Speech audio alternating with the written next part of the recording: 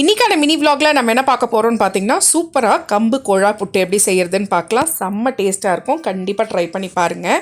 First வந்துட்டு கம்பு மாவு எடுத்து அதை நான் 2 கப்பு கம்பு மாவு எடுத்திருக்கேன் ஒரு பவுலில். கூட உப்பு வந்துட்டு ஒரு அரை டீஸ்பூனுக்கு உப்பு சேர்த்து ஃபஸ்ட்டு நல்லா கலந்து விட்டுருங்க. இப்போ தண்ணியை நல்லா கொதிக்க வச்சுக்கோங்க. கொதிக்க வச்சுட்டு ஒரு 2 டீஸ்பூனுக்கு ஃபஸ்ட்டு ஊற்றி மாவை நல்லா பிசைய ஆரம்பிங்க. பிசையும் போது உதிரி உதிரியாக பிசையணும், இறுக்கி பிசையக்கூடாது. ஸோ இந்த மாதிரி நல்லா உதிரி உதிரியாக பிசையணும். இப்போ ஒரு 2வது வாட்டியும் தண்ணி ஊற்றிக்கலாம். ஊற்றிட்டு ஃபுல்லாக மாவை இதோ நான் எப்படி பிசைகிறனோ அதே மாதிரி பிசைஞ்சு எடுக்கணும். ஸோ இந்த மாதிரி நம்ம செய்யும்போது நம்மளுக்கு கரெக்டான பதம் வரும்.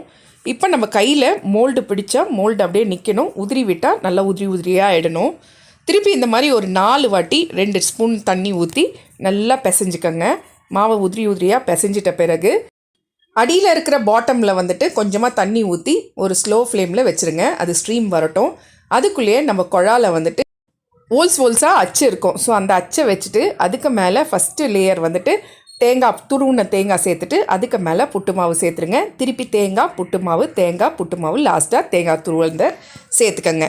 சேர்த்து அந்த ஸ்ட்ரீமில் வச்சுட்டு ஒரு 15 நிமிஷம் மீடியம் ஃப்ளேமில் வச்சு விட்டுருங்க. 15 நிமிஷம் கழித்து பார்த்தீங்கன்னா சூப்பராக குழாலேருந்து புட்டு ரிலீஸ் ஆகி வெளியே வரும். பார்க்குறதுக்கே செமையாக இருக்கும்.